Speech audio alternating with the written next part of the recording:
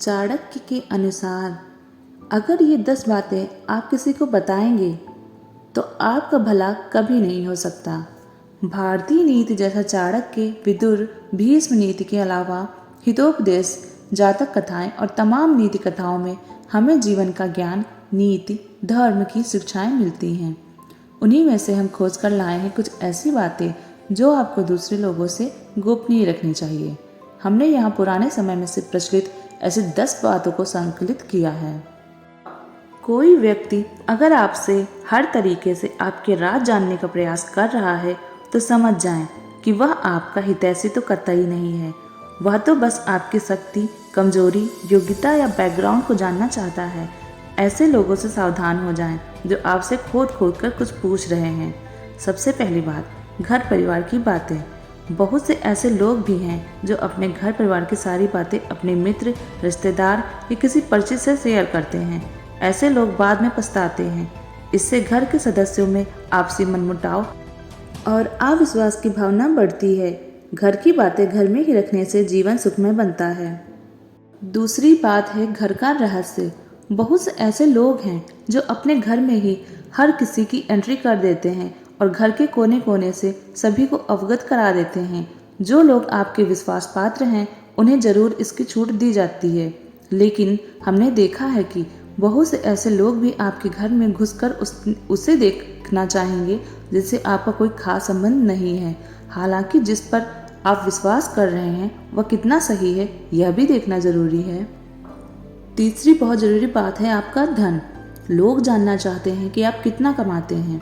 यदि आप सीधे सीधे नहीं बताएंगे तो ये लोग दूसरे तरीके से पूछताछ करके अनुमान लगा लेंगे।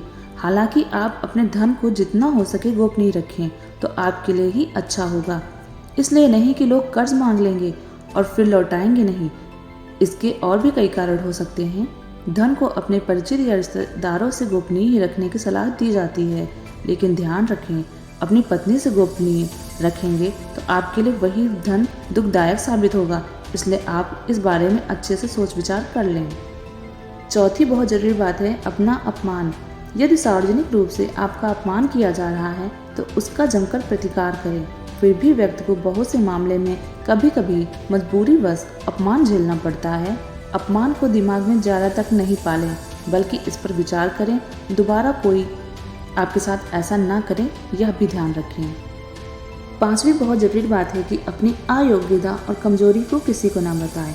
हालांकि बहुत सी जगह या मामले में इसे गोपनीय रखना घातक भी सिद्ध हो सकता है, लेकिन बहुत से मामलों में इसे उजागर करने से आपको लोग कमज़ोर समझकर आपके साथ गलत व्यवहार करने लगेंगे या आपको मानसिक रूप से दबाने लगेंगे।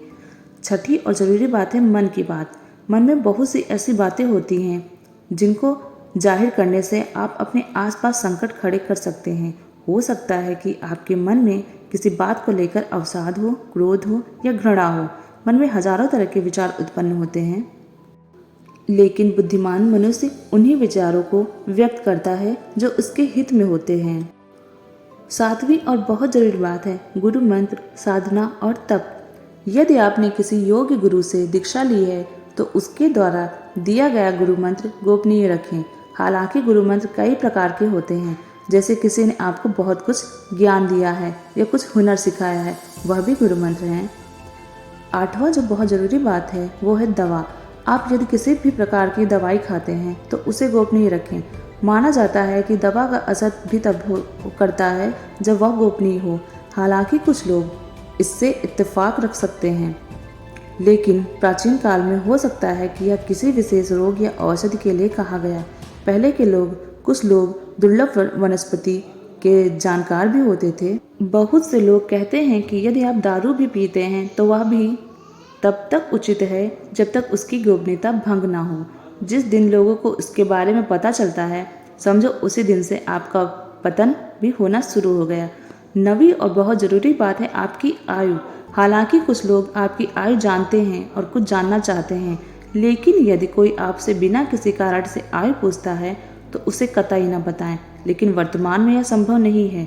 लाइसेंस, पासपोर्ट या अन्य किसी कार्य के लिए फॉर्म भरने में उसका खुलासा हो ही जाता है। 10वीं और वो बहुत ज़रूरी बात है वो है आपका दान पुण्य। आपने जो भी दान किया है उसे गुप्त रखें, तो ही उसका लाभ मिल सकता है। गोपनीय दान देवताओं की नज़र में रहता है और जिस दान का बखान किया जा रहा है उसका फल निष्फल हो जाता है। मंदिर में दान दें, किसी गरीब को भोजन कराएं या किसी भी प्रकार का पुण्य कार्य करें, उसका अपने मुंह से बखान न करें। यदि आपने इसी किसी के समक्ष जाहिर कर दिया तो समझें वह खारिज हो जाएगा।